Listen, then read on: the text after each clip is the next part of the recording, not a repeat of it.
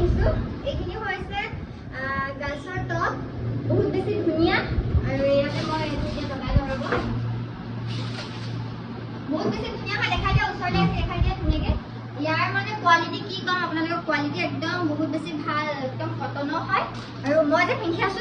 যে লগাই নাই বহুত বেছি কমফৰ্টেবল হয় মোক কেনেকুৱা লাগিছে ক'ব আৰু